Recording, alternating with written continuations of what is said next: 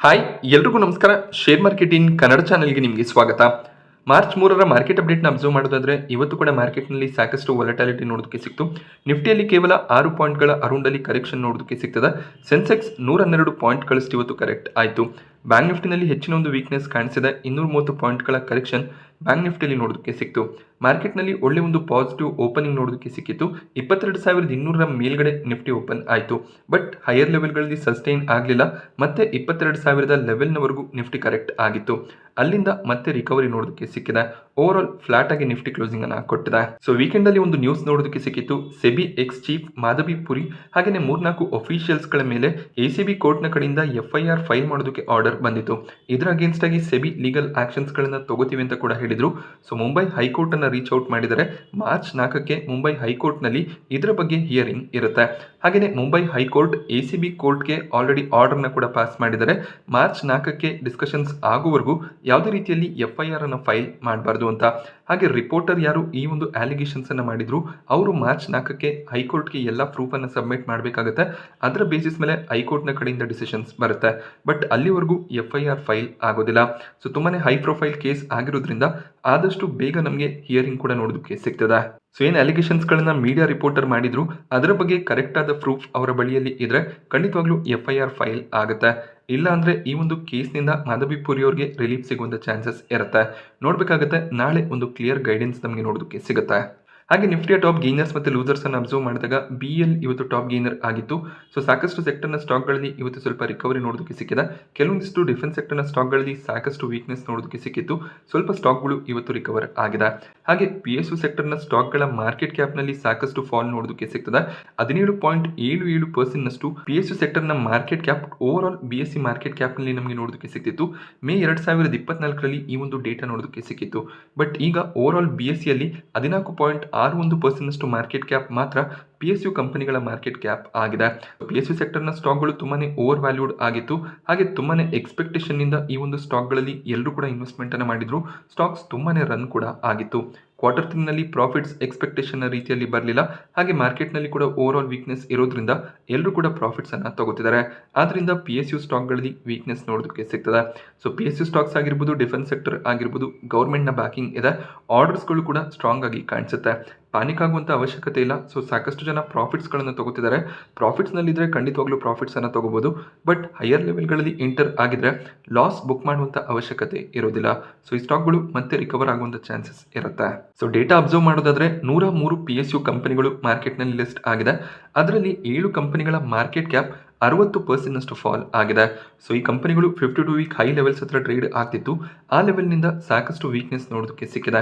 28 ಕಂಪನಿಗಳು 50-59% ಕರೆಕ್ಟ್ ಆಗಿದ್ರೆ 34 ಫರ್ಮ್ಸ್ಗಳಲ್ಲಿ 40-50% ಕರೆಕ್ಷನ್ ನೋಡೋದಕ್ಕೆ ಸಿಗ್ತದೆ. ಹಾಗೆ 32 ಕಂಪನಿಗಳು 20-40% ಕರೆಕ್ಟ್ ಆಗಿದೆ. ಕೆಲವೇ ಸ್ಟಾಕ್ಗಳಲ್ಲಿ ಮಾತ್ರ 20%ಗೂ ಕಡಿಮೆ ಫಾಲ್ ನೋಡೋದಕ್ಕೆ ಸಿಗ್ತದೆ. ಹಾಗೆ ಇವತ್ತು ಗ್ರಾಸಿಮ್ ಸ್ಟಾಕ್ ಪ್ರೈಸ್ ನಲ್ಲಿ ಕೂಡ 3% ಜಂಪ್ ನೋಡೋದಕ್ಕೆ ಸಿಕ್ಕಿದೆ. ಐಶರ್ ಮೋಟಾರ್ಸ್ 2.5% ಹೆಚ್ಚಿನ ಅಪ್ಸೈಡ್ ನೊಂದಿಗೆ ಕ್ಲೋಸ್ ಆಯಿತು.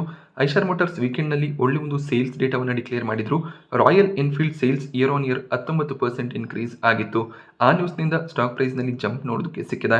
JSW ಸ್ಟೀಲ್ BPCL ಕೂಡ 2%ಗೂ ಹೆಚ್ಚಿನ ಅಪ್ಸೈಡ್ ನೊಂದಿಗೆ ಇವತ್ತು ಕ್ಲೋಸ್ ಆಯಿತು.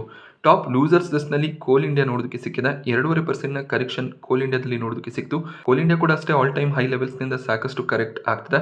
ರೀಸೆಂಟ್ ಆಗಿ ಕೋಲ್ ಇಂಡಿಯಾ ತಮ್ಮ ಸಬ್ಸಿಡರಿ ಕಂಪನಿಗಳ ಕಡೆಯಿಂದ ಪ್ರತಿ ಟನ್ಗೆ ₹300 ಅಡಿಷನಲ್ ಇನ್ಕಮ್ ಅನ್ನ ಕಲೆಕ್ಟ್ ಮಾಡ್ತಾರೆ ಅನ್ನುವಂಥ ಒಂದು ನ್ಯೂಸ್ ನೋಡೋದಕ್ಕೆ ಸಿಕ್ಕಿತ್ತು. ಇದರಿಂದ 4,000 ಕೋಟಿಯ ಅಡಿಷನಲ್ ರೆವೆನ್ಯೂಸ್ ಕೋಲ್ ಇಂಡಿಯಾಗೆ ಸಿಗ್ಬೋದು ಅನ್ನುವಂಥ ಒಂದು ಎಕ್ಸ್ಪೆಕ್ಟೇಷನ್ ಇತ್ತು. ಬಟ್ ಫೆಬ್ರವರಿ ತಿಂಗಳ ಬಿಸ್ನೆಸ್ ಅಪ್ಡೇಟ್ಸ್ ಅನ್ನ ಕಂಪನಿ ಶೇರ್ ಮಾಡಿದರೆ ಇವರ ಟೋಟಲ್ ಪ್ರೊಡಕ್ಷನ್ ಏನಿದೆ 0.8% ಫಾಲ್ ಆಗಿದೆ. ಹೆಚ್ಚಿನ ಒಂದು ಫಾಲ್ ಏನು ಕಾಣಿಸ್ತಿಲ್ಲ. But over all market negative ಇದ್ದಾಗ ಈ ರೀತಿಯ ನ್ಯೂಸ್ಗಳು ಬಂದರೆ ಅದು ಓವರ್ ಆಲ್ ಸ್ಟಾಕ್ಗೆ ನೆಗೆಟಿವ್ ಆಗುತ್ತೆ. ಸೊ ಈ ಒಂದು ಪ್ರೊಡಕ್ಷನ್ ಡೇಟಾ ಬಂದ ಮೇಲೆ ಸ್ಟಾಕ್ನಲ್ಲಿ ಸ್ವಲ್ಪ ವೀಕ್ನೆಸ್ ನೋಡೋದಕ್ಕೆ ಸಿಕ್ಕಿದೆ. ಹಾಗೆ Reliance Industries, HDFC bank stock price ನಲ್ಲಿ ಕೂಡ ಸಾಕಷ್ಟು ವೀಕ್ನೆಸ್ ಇವತ್ತು ನೋಡೋದಕ್ಕೆ ಸಿಕ್ತು. ಸೊ ಎರಡು ಸ್ಟಾಕ್ಗಳಲ್ಲಿ ಹೆಚ್ಚಿನ ಒಂದು ಕರೆಕ್ಷನ್ ಇದ್ದಾಗ ನಿಫ್ಟಿ ಸೆನ್ಸೆಕ್ಸ್ ನಲ್ಲಿ ಹೆಚ್ಚಿನ ಒಂದು ವೀಕ್ನೆಸ್ ಇರುತ್ತೆ. ರಿಲಯನ್ಸ್ ಮತ್ತೆ HDFC ಬ್ಯಾಂಕ್ 2% ಅರೌಂಡ್ ಅಲ್ಲಿ ಕರೆಕ್ಟ್ ಆಗಿದೆ. Bajaj auto, Bajaj Finserv stock price ನಲ್ಲಿ ಕೂಡ ಇವತ್ತು ವೀಕ್ನೆಸ್ ನೋಡೋದಕ್ಕೆ ಸಿಕ್ತು. ಸೊ ನಿಫ್ಟಿ 22,000 21,800 ಲೆವೆಲ್ಸ್ ಅನ್ನ ಅಟ್ಲೀಸ್ಟ್ ಹೋಲ್ಡ್ ಮಾಡ್ಕೋಬೇಕಾಗುತ್ತೆ. ಆ ಒಂದು ಲೆವೆಲ್ನ ಕೆಳಗಡೆ ನಿಫ್ಟಿ ಹೋದ್ರೆ ತುಂಬಾನೇ ಸೆಲ್ಲಿಂಗ್ ಪ್ರೆಷರ್ ಬರುವಂತ ಚಾನ್ಸಸ್ ಇರುತ್ತೆ. ಸೊ ಸ್ಟಾಕ್ ಮಾರ್ಕೆಟ್ನಲ್ಲಿ ಸಾಕಷ್ಟು ವೀಕ್ನೆಸ್ ಇದೆ. ಆದ್ದರಿಂದ ಕ್ಯಾಪಿಟಲ್ ಮಾರ್ಕೆಟ್ ಸ್ಟಾಕ್ಸ್ ಆಗಿರುವಂಥ ಏಂಜಲ್ ಒನ್, BSE, MCX ಈ ರೀತಿಯ ಸ್ಟಾಕ್ಗಳಲ್ಲಿ ಕೂಡ ಕಂಟಿನ್ಯೂಸ್ ಸೆಲ್ಲಿಂಗ್ ಪ್ರೆಷರ್ ನೋಡೋದಕ್ಕೆ ಸಿಗ್ತದೆ. ಏಂಜಲ್ ಒನ್ ಇವತ್ತು 8% ಅರೌಂಡಲ್ಲಿ ಕರೆಕ್ಟ್ ಆಯಿತು. BSE ಸ್ಟಾಕ್ ಪ್ರೈಸ್ನಲ್ಲಿ ಕೂಡ 6% ಕರೆಕ್ಷನ್ ನೋಡೋದಕ್ಕೆ ಸಿಕ್ಕಿದೆ. MCXನಲ್ಲಿ ಕೂಡ 5.5% ಕರೆಕ್ಷನ್ ಇವತ್ತು ನೋಡೋದಕ್ಕೆ ಸಿಕ್ತು. ಯಾವಾಗ ಮಾರ್ಕೆಟ್ ಪಾಸಿಟಿವ್ ಆಗಿ ಇರುತ್ತೆ, ಇನ್ವೆಸ್ಟ್ಮೆಂಟ್ಸ್ ಹೆಚ್ಚಾಗಿ ಬರ್ತಿರುತ್ತೆ, ಅದು ಏಂಜಲ್ ಒನ್, BSE, MCX ಈ ರೀತಿಯ ಕಂಪನಿಗಳಿಗೆ ಪಾಸಿಟಿವ್ ಆಗುತ್ತೆ. ಯಾಕೆಂದರೆ over all turn over increase ಆದಾಗ ಇವರ ರೆವಿನ್ಯೂಸ್, ಪ್ರಾಫಿಟ್ಸ್ ಕೂಡ ಇನ್ಕ್ರೀಸ್ ಆಗುತ್ತೆ. ಮಾರ್ಕೆಟ್ನಲ್ಲಿ ನೆಗೆಟಿವ್ ಸೆಂಟಿಮೆಂಟ್ ಇದ್ದಾಗ ಹೆಚ್ಚಾಗಿ ಯಾರು ಕೂಡ ಟ್ರೇಡಿಂಗ್ ಅನ್ನು ಮಾಡೋದಿಲ್ಲ. ಸೊ ಹೆಚ್ಚಾಗಿ ರಿಟೇಲ್ ಇನ್ವೆಸ್ಟರ್ಸ್ಗಳ ಕಡೆಯಿಂದ ಅಷ್ಟಾಗಿ ಟ್ರೇಡಿಂಗ್ಸ್ ಬರೋದಿಲ್ಲ. ಅದು ಓವರ್ ಆಲ್ ಈ ಕಂಪನಿಗಳ ರೆವೆನ್ಯೂ ಮೇಲೆ ಇಂಪ್ಯಾಕ್ಟ್ ಅನ್ನು ತರಬಹುದು. ಆ ರೀಸನ್ನಿಂದ ಸೆಲ್ಲಿಂಗ್ ಪ್ರೆಷರ್ ನೋಡೋದಕ್ಕೆ ಸಿಗ್ತದೆ. ಮಾರ್ಕೆಟ್ನಲ್ಲಿ ಪಾಸಿಟಿವ್ ಸೆಂಟಿಮೆಂಟ್ ಇದ್ದಾಗ ಈ ಸ್ಟಾಕ್ಗಳು ಕೂಡ ಸ್ಟ್ರಾಂಗ್ ಆಗಿ ಪರ್ಫಾರ್ಮ್ ಮಾಡುತ್ತೆ. ಅಲ್ಟ್ರಾಟೆಕ್ ಸಿಮೆಂಟ್ ಸಾಕಷ್ಟು ದಿನಗಳಿಂದ ಸುದ್ದಿಯಲ್ಲಿದೆ. ಇವರು ಹೊಸ ಒಂದು ಬಿಸ್ನೆಸ್ ಸೆಗ್ಮೆಂಟ್ಗೆ ಎಂಟರ್ ಆಗಬೇಕು ಅಂತ ಇದ್ದಾರೆ. ವೈರ್ಸ್ ಆ್ಯಂಡ್ ಕೇಬಲ್ ಬಿಸ್ನೆಸ್ಗೆ ಎಂಟರ್ ಆಗುವಂಥ ಪ್ಲಾನ್ ಇದೆ. ಆ ಒಂದು ನ್ಯೂಸ್ ಬಂದ ಮೇಲೆ ಸ್ಟಾಕ್ನಲ್ಲಿ ಸಾಕಷ್ಟು ವೀಕ್ನೆಸ್ ನೋಡೋದಕ್ಕೆ ಸಿಕ್ಕಿತ್ತು. ಬಟ್ ಇವತ್ತು ಸ್ಟಾಕ್ 2% ಗೇನ್ ಆಗಿದೆ. ಅದಕ್ಕೆ ರೀಸನ್ ಕಂಪನಿ ಕ್ಲಾರಿಫಿಕೇಶನ್ಸ್ಗಳನ್ನು ಕೂಡ ಕೊಟ್ಟಿದ್ದಾರೆ. ಕೇವಲ ನಾವು ಕೇಬಲ್ ಆ್ಯಂಡ್ ವೈರ್ ಸೆಗ್ಮೆಂಟ್ಗೆ ಮಾತ್ರ ಬಿಸ್ನೆಸ್ಸನ್ನು ಡೈವರ್ಸಿಫೈ ಮಾಡ್ತಿದ್ದೀವಿ, ಬೇರೆ ಯಾವುದೇ ಒಂದು ಸೆಗ್ಮೆಂಟ್ಗೆ ನಾವು ಎಂಟರ್ ಆಗೋದಿಲ್ಲ ಅಂತ. ಸೊ ಈ ಒಂದು ಬಿಸ್ನೆಸ್ಗೆ ಎಂಟರ್ ಆಗಬೇಕು ಅನ್ನೋದು ನಮ್ಮ ಲಾಂಗ್ ಟರ್ಮ್ ಪ್ಲಾನ್ ಆಗಿತ್ತು ಅಂತ ಮ್ಯಾನೇಜ್ಮೆಂಟ್ ಕ್ಲಾರಿಫಿಕೇಶನ್ಸನ್ನು ಕೊಟ್ಟಿದ್ದಾರೆ. ಸೊ ಕೇಬಲ್ ಬಿಸ್ನೆಸ್ನಲ್ಲಿ 60%, ವೈರ್ಸ್ ಬಿಸ್ನೆಸ್ನಲ್ಲಿ 40% ಇನಿಷಿಯಲ್ ಇನ್ವೆಸ್ಟ್ಮೆಂಟನ್ನು ಇವರು ಮಾಡ್ತಿದ್ದಾರೆ.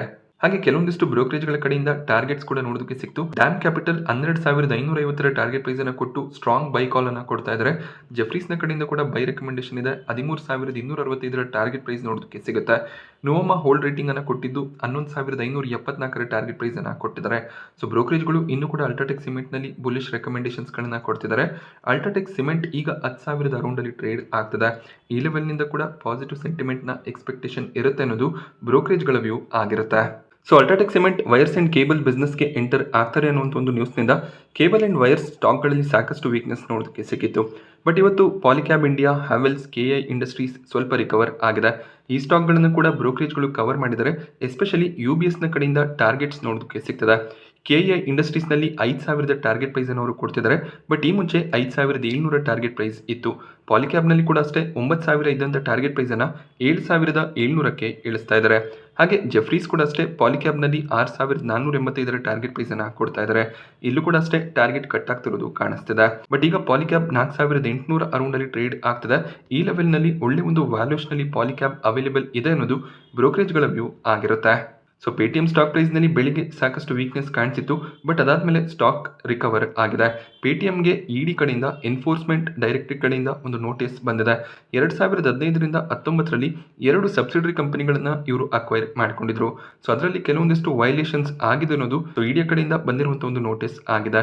ಸೊ ಈ ನೋಟಿಸ್ನ ಅಗೇನ್ಸ್ಟ್ ಆಗಿ ಲೀಗಲ್ ಫೈಟನ್ನು ಮಾಡ್ತೀವಿ ಅಂತ ಪೇಟಿಎಂ ಕ್ಲಾರಿಫಿಕೇಶನ್ಸನ್ನು ಕೂಡ ಕೊಟ್ಟಿದ್ದಾರೆ. ಕ್ಲಾರಿಫಿಕೇಶನ್ಸ್ ಬಂದ ಮೇಲೆ ಸ್ಟಾಕ್ ರಿಕವರ್ ಆಗಿದೆ.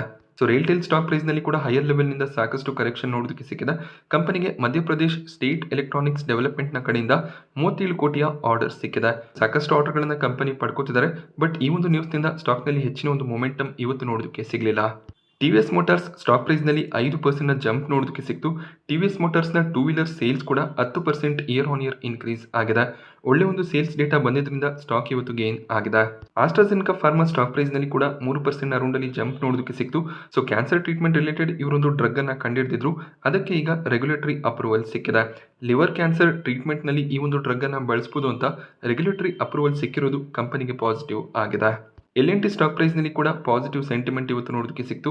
ಕಂಪನಿಗೆ 2,500ರಿಂದ 5,000 ಕೋಟಿಯ ಆರ್ಡರ್ ಏನಿದೆ ಪವರ್ ಟ್ರಾನ್ಸ್ಮಿಷನ್ ಆ್ಯಂಡ್ ಡಿಸ್ಟ್ರಿಬ್ಯೂಷನ್ ಬಿಸ್ನೆಸ್ನಲ್ಲಿ ಸಿಕ್ಕಿದೆ. ಸೊ ಸಾಕಷ್ಟು ಆರ್ಡರ್ಗಳನ್ನು ಈ ಕಂಪನಿ ಕೂಡ ಪಡ್ಕೋತಿದ್ದಾರೆ.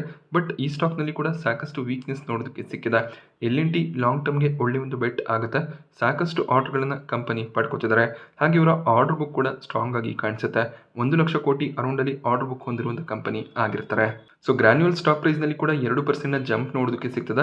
ಗ್ರಾನ್ಯೂಲ್ಸ್ ಕಂಪನಿಯಲ್ಲಿ LIC ತಮ್ಮ ಸ್ಟೇಕನ್ನು ಇನ್ಕ್ರೀಸ್ ಮಾಡಿದ್ದಾರೆ. ಮಾರ್ಕೆಟ್ ಕರೆಕ್ಷನ್ನ ಸಂದರ್ಭದಲ್ಲಿ LIC ಅಡಿಷನಲ್ 18 ಲಕ್ಷ ಶೇರ್ಸ್ಗಳನ್ನು ಗ್ರಾನ್ಯೂಲ್ಸ್ನಲ್ಲಿ ಬೈ ಮಾಡಿಕೊಂಡಿದ್ದಾರೆ. ಗ್ರಾನ್ಯೂಲ್ಸ್ ಫಾರ್ಮಾ ಸೆಕ್ಟರ್ನ ಕಂಪನಿ ಆಗಿರುತ್ತೆ. ಒಳ್ಳೆ ಒಂದು ವ್ಯಾಲ್ಯೂಷನಲ್ಲಿ ಅವೈಲೇಬಲ್ ಇದ್ದಿದ್ದರಿಂದ LIC ಸ್ಟೇಕನ್ನು ಆ್ಯಡ್ ಮಾಡಿದ್ದಾರೆ. ಸೊ LIC ಅಂತ ದೊಡ್ಡ ಇನ್ಸ್ಟಿಟ್ಯೂಷನ್ ಸ್ಟೇಕನ್ನು ಬೈ ಮಾಡ್ತಾರೆ ಅಂದಾಗ ಈ ಒಂದು ಕಂಪನಿಯಲ್ಲಿ ಪಾಸಿಟಿವ್ ರಿಟರ್ನ್ಸ್ನ ಎಕ್ಸ್ಪೆಕ್ಟೇಷನ್ ಇರುತ್ತೆ ಅನ್ನೋದು ಇನ್ವೆಸ್ಟರ್ಸ್ಗಳ ವ್ಯೂ ಆಗಿರುತ್ತೆ. ಆ ರೀಸನ್ನಿಂದ ಸ್ಟಾಕ್ನಲ್ಲಿ ಇವತ್ತು ಜಂಪ್ ನೋಡೋದಕ್ಕೆ ಸಿಗ್ತದೆ. ಹಾಗೆ ಇವತ್ತು ಕೆಲವೊಂದಿಷ್ಟು ಸೆಕ್ಟರ್ನ ಸ್ಟಾಕ್ಗಳಲ್ಲಿ ಸ್ಟ್ರಾಂಗ್ ರಿಕವರಿ ನೋಡೋದಕ್ಕೆ ಸಿಕ್ತು. DLF, ಪ್ರೆಸ್ಟೀಜ್ ಈ ಸ್ಟಾಕ್ಗಳು ಸ್ಟ್ರಾಂಗ್ ಆಗಿ ಪರ್ಫಾರ್ಮ್ ಮಾಡಿದೆ. ಹಾಗೆ ಓವರಾಲ್ ನಿಫ್ಟಿ ರಿಯಾಲಿಟಿ ಇಂಡೆಕ್ಸ್ ಕೂಡ 1.3% ಗೇನ್ ಆಯಿತು. ಎಲ್ಲ ಸೆಕ್ಟರ್ನ ಸ್ಟಾಕ್ಗಳಲ್ಲಿ ವೀಕ್ನೆಸ್ ಕಾಣಿಸ್ತಿತ್ತು, ಬಟ್ ಇವತ್ತು ಕೆಲವೊಂದಿಷ್ಟು ಸೆಕ್ಟರ್ನ ಸ್ಟಾಕ್ಗಳು ರಿಕವರ್ ಆಗಿದೆ. ಹಾಗೆ IT ಸೆಕ್ಟರ್ನಲ್ಲಿ ಕೂಡ ಒಂದು ಸ್ಟ್ರಾಂಗ್ ರಿಕವರಿ ನೋಡೋದಕ್ಕೆ ಸಿಕ್ತು. ಟೆಕ್ ಮಹೀಂದ್ರ, ವಿಪ್ರೋ, ಇನ್ಫೋಸಿಸ್ ಸ್ಟಾಕ್ಗಳು ಕೂಡ ರಿಕವರ್ ಆಗಿದೆ. ನ್ಯಾಸ್ಡ್ಯಾಕ್ ಇಂಡೆಕ್ಸ್ನಲ್ಲಿ ರಿಕವರಿ ಇದ್ದಿದ್ದರಿಂದ ಇಂಡಿಯನ್ IT ಸ್ಟಾಕ್ಗಳು ಕೂಡ ಪಾಸಿಟಿವ್ ಆಗಿ ಟ್ರೇಡ್ ಆಗಿದೆ. ಹಾಗೆ IRCTC, IRFC ಈ ಎರಡೂ ಕಂಪನಿಗಳಿಗೆ ಸೆಂಟ್ರಲ್ ಗೌರ್ಮೆಂಟ್ನ ಕಡೆಯಿಂದ ನವರತ್ನ ಸ್ಟೇಟಸ್ ಸಿಕ್ಕಿದೆ. IRCTC ನವರತ್ನ ಸ್ಟೇಟಸ್ ಪಡ್ಕೊಳ್ತಿರುವಂಥ 25ನೇ ಕಂಪನಿ ಆಗಿರುತ್ತೆ. IRFC 26ನೇ ಕಂಪನಿ ಆಗಿರುತ್ತೆ. ಸೊ ನವರತ್ನ ಸ್ಟೇಟಸ್ ಅನ್ನ ಪಡ್ಕೊಂಡಂಥ ಕಂಪನಿ 1000 ಕೋಟಿವರೆಗೂ ಇನ್ವೆಸ್ಟ್ಮೆಂಟ್ ಅನ್ನ ಗೌರ್ಮೆಂಟ್ ಅಪ್ರೂವಲ್ ಇಲ್ದೇನೆ ಮಾಡಬಹುದಾಗುತ್ತೆ. ಹಾಗೆ ಸಾಕಷ್ಟು ಅಡಿಷನಲ್ ಕೇಪಬಿಲಿಟೀಸ್ ಕೂಡ ಈ ಕಂಪನಿಗಳಿಗೆ ಸಿಗುತ್ತೆ. PSU ಸೆಕ್ಟರ್ನ ಕಂಪನಿಗಳನ್ನ ಮಹಾರತ್ನ, ನವರತ್ನ, ಮಿನಿರತ್ನ ಸ್ಟೇಟಸ್ನ ಮೂಲಕ ಗುರುತಿಸ್ತಾರೆ. ಸೊ ಮಿನಿರತ್ನ, ನವರತ್ನ, ಮಹಾರತ್ನ ಕಂಪನಿಗಳಿಗೆ ತಮ್ಮದೇ ಆದ ಪ್ರಿವಿಲೇಜಸ್ ಇರುತ್ತೆ. ಅದರ ಪ್ರಕಾರ ಅವರು ಇನ್ವೆಸ್ಟ್ಮೆಂಟ್ಗಳನ್ನು ಮಾಡಬಹುದಾಗುತ್ತೆ, ಇಂಡಿಪೆಂಡೆಂಟ್ ಡಿಸಿಷನ್ಸ್ಗಳನ್ನು ತಗೋಬಹುದಾಗುತ್ತೆ. ಹಾಗೆ IRFC ಸ್ಟಾಕ್ ಪ್ರೈಸ್ ಅನ್ನೇ ನಾವು ಅಬ್ಸರ್ವ್ ಮಾಡಿದಾಗ ಆಲ್ ಟೈಮ್ ಹೈ ಲೆವೆಲ್ಸ್ನಿಂದ ಆಲ್ಮೋಸ್ಟ್ 50% ಕರೆಕ್ಷನ್ ಈಗ ನೋಡೋದಕ್ಕೆ ಸಿಕ್ಕಿದೆ. ವ್ಯಾಲ್ಯೂಯೇಷನ್ ತುಂಬಾನೇ ಎಕ್ಸ್ಪೆನ್ಸಿವ್ ಆಗಿತ್ತು.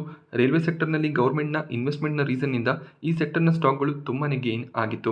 ಬಟ್ ಈಗ ಮಾರ್ಕೆಟ್ ವೀಕ್ನೆಸ್ನ ಸಂದರ್ಭದಲ್ಲಿ ಕರೆಕ್ಷನ್ ನೋಡೋದಕ್ಕೆ ಸಿಗ್ತದೆ. ಬಟ್ ನವರತ್ನ ಸ್ಟೇಟಸ್ ಸಿಕ್ಕಿರೋದು ಕಂಪನಿಗೆ ಪಾಸಿಟಿವ್ ಆಗಿರುತ್ತೆ. ಮಾರ್ಕೆಟ್ ಅವರ್ಸ್ನ ನಂತರ ಈ ಒಂದು ನ್ಯೂಸ್ ನೋಡೋದಕ್ಕೆ ಸಿಕ್ಕಿದೆ. ನಾನಿವತ್ತು ನಿಮಗೆ ಮಾರ್ಕೆಟ್ನ ಬಗ್ಗೆ ಕೊಟ್ಟಂಥ ಇನ್ಫಾರ್ಮೇಷನ್ ಇಷ್ಟ ಆದರೆ ವಿಡಿಯೋನ ಲೈಕ್ ಮಾಡಿ. ಹಾಗೆ ಇದೇ ರೀತಿಯ ಮಾರ್ಕೆಟ್ ಅಪ್ಡೇಟ್ಸ್ಗಳಿಗೋಸ್ಕರ ಚಾನಲ್ನ ಸಬ್ಸ್ಕ್ರೈಬ್ ಮಾಡ್ಕೊಳ್ಳಿ. Thank you friends.